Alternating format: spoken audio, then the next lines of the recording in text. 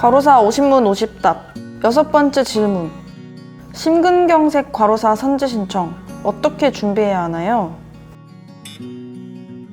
네, 심근경색은 심장으로 가는 혈관이 갑자기 막혀서 심장 근육으로 산소와 영양이 공급이 완전히 차단되는 거죠. 그 심장 근육의 조직이나 세포가 손상을 받은 경우를 보통 심근경색이라고 말합니다. 일반적으로 심근경색은 관상동맥 질환에 있는 경우 가장 많이 발생됩니다. 관상동맥 질환은 관상동맥에 동맥경화증으로 인해 협착이 생겨서 혈류 공급에 장애가 생기는 질병을 말하는데요. 보통 이제 지방대사에 이상이 있을 때 주로 많이 발생합니다. 또 다른 원인으로 관상동맥 질환이 없다 하더라도 갑자기 관상동맥이 수축해서 혈류가 차단돼서 급성심근경색이 올 수도 있습니다. 이렇게 관상동맥이 수축이 일어나는 원인은 코카인과 같은 약물이나 흡연 이런 것도 원인이 될 수 있지만은 업무적 스트레스나 어떤 업무적으로 극심한 추위에 노출된 경우에도 갑자기 심장이 수축돼서 혈관이 수축돼서 심근경색이 발병할 수도 있습니다. 급성심근경색은 예고 없이 찾아오는 경우도 많습니다. 급성심근경색 환자의 약 50%는 이전에 아무런 증상 없이 없던 환자들이고 한 50% 정도는 기존에 협심증이 있던 환자들입니다. 참고로 협심증은 관상동맥이 좁아져 있기는 하지만은 이 급성심근경색처럼 완전히 혈관이 막힌 상태는 아닙니다. 급성심근경색이 예고 없이 찾아오는 이유는 관상동맥 경화와 같이 혈관 내경이 그다지 좁아져 있지 않은 부위에서도 잘 발생하기 때문입니다. 급성심근경색은 혈관 내경이 50% 이하인 별로 심하지 않은 곳에서 발생하는 경우가 더 많다고 합니다.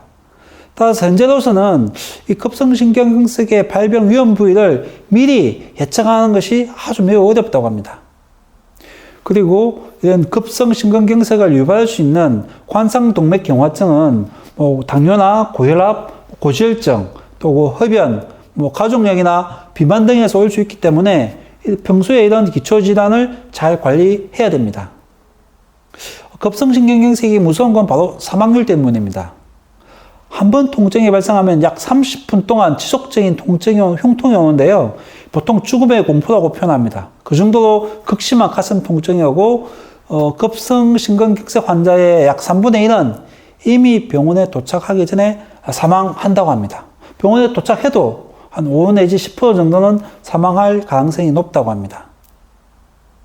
그리고 심근경색은 치료 후에 다시 재발하면은 약 80% 정도가 사망할 정도로 이제 치명적이고, 보통 사람이 갑자기 사망하는 이렇게 돌연사의 경우도 실제 사체 부검을 해보면은 사인이 대부분 80% 이상이 심근경색으로 나올 정도로 아주 위험한 질환입니다. 심근경색의 치료는 보통 이제 혈전을 녹이는 혈전용해 시술을 하기도 하고, 관상동맥을 확장하는 확장술, 풍선이나 금속 그물망 같은 스텐트를 삽입하는 이런 시술을 시행하기도 합니다. 그리고 심근경색은 만성적인 업무상 과로나 스트레스에서 올 수도 있지만은 업무 수행 중 갑자기 예기치 않은 상태에서 어떤 돌발 사태에서 발생한 경우도 많습니다. 저희들 했던 사건 중에는 이제 은행 지점장이 실적 부진에 의해 참석했다가 상사의 어떤 과도한 질책을 받다가 갑자기 쓰러진 경우도 있고요. 신입사원이 이제 회사의 어떤 중요한 프로젝트를 아주 임원들 앞에서 발표하다가 갑자기 쓰러진 경우도 있고, 이제 겨울철에 경비원이 이제 눈을 치우다가 쓰러지는 경우도 있고, 이와 같이 이런 업무 수행 중에 갑자기 이렇게 돌발 사태로 해서 이제 급성심근경색이 오는 경우에는 그분들은 이제 평소에 만성적인 과로가 있냐 없느냐 이걸 안 따지고 그냥 업무상 재해로 인정하고 있습니다. 심근경색에 했던 산재 인정 기준은 우리 과로사 50문 50답 9번째 질문에 제가 자세히 답을 해놨으니까 꼭 인관해서 확인해 보시기 바랍니다.